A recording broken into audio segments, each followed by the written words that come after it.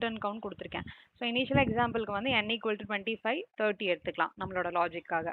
So நான் இப்போ first இனிஷியலாக என்ன பண்ண போகிறோம், எனக்கு 30லையும் 25லையும் எத்தனை நம்பர் ஆஃப் ஃபைவ்ஸ் இருக்குன்னு தெரிஞ்சுக்கணும். அதனால எனக்கு எவ்வளோ நம்பர் ஆஃப் ஃபைவ்ஸ் இருக்குன்னு தெரிஞ்சுக்க n equal to n divided by 5 கொடுக்குறேன். ஸோ டிவைடட் பை 5 போட்டோன்னா என்ன ஆகும், இப்போ 30 அப்படின்னா 30 டிவைட் பை 5 என்ன வரும், ஆன்சரில் 6 வரும். ஓகேவா? ஸோ அப்போ 6 ஃபைவ்ஸ் இருக்கனால நம்ம இந்த கவுண்ட்ல இந்த எண்ணை ஆட் பண்ணணும். அப்போ count plus equal to n. So அப்படி கொடுத்தீங்கன்னா என்ன ஆயிரும், கவுண்டோட வேல்யூ 0 இருக்கு. இப்போ 0 பிளஸ் இந்த கிடைச்சிருக்க நம்பர் ஆஃப் ஃபைவ்ஸ் இருக்கு 6 இருக்கு. ஸோ நம்ம அப்படியே கவுண்ட் ரிட்டர்ன் பண்ணிடலாமா அப்படின்னு பார்த்தா கிடையாது. ஏன்னா திரும்ப எனக்கு டிவைட் பண்ணக்கப்புறம் 30 டிவைட் பை 5 பண்ணதுக்கப்புறம் எனக்கு கோஷன்ட்ல 6 இருக்கு. அந்த 6ஐயும் திரும்ப நான் 5ஆல் டிவைட் பண்ணலாம். ஏன்னா எனக்கு இன்னொரு 5 வரணும் இல்லையா? ஆக்சுவலாக நம்ம டிஸ்கஸ் பண்ண லாஜிக்கில் 30க்கு 7 தான் வரணும் அவுட்புட். கரெக்டா?